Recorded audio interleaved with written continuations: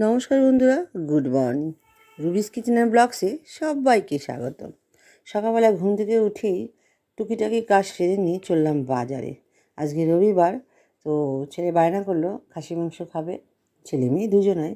তো নিয়ে আসলাম, এনে ঘরে রেখেই আবার চলে গেছি বাজারে। আজকে দুবারে বাজারে গিয়েছি, খুব খাটনি হয়েছে। বাজার থেকে মোর মার্কেটে গিয়েছিলাম, মুদিখানা দোকানে গিয়েছিলাম, দশকর্মা ভাণ্ডারে গিয়েছিলাম টুকিটাকি জিনিস কিনতে।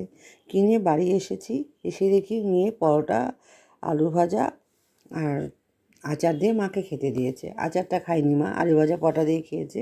আর আমি মোর মার্কেট থেকে যে গোল গোল রুটিগুলো এনেছিলাম, ওগুলো দিয়ে ছোট্ট একটু খাবার বানিয়ে নিলাম। 1 কাপ চা দিয়ে খেয়ে নিয়েছি চিনি ছাড়া।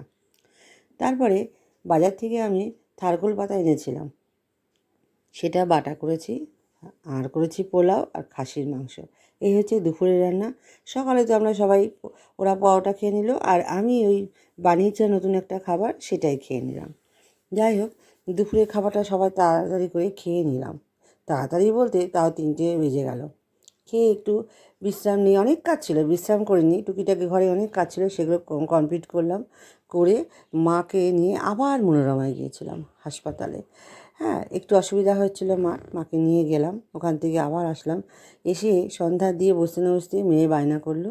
মেয়ে গান শেখাচ্ছিলো। মেয়ে বললো যে মা একটু মেলায় যাবো। অবশ্য মেলায় যায়নি, তাই ওকে নিয়ে একটু মেলায় আসলাম।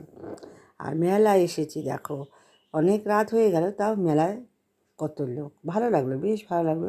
মেয়ে আবার একটু শাড়ি পরে এসেছে, ভালোই লাগছে দেখতে। তো যাই হোক, দিদিও এসছে আমার সাথে, সবাই মিলে মেলায় আসলাম, মজা করলাম, ঘুরলাম, পাঁপড় খেলাম, জিলাপি খেলাম, ঘুগনি খেলাম। না, এগুলো আমি কিছুই খাইনি, এগুলো ওরা খেয়েছে। আর জিলাপি নিয়েও বাড়ি এসেছি।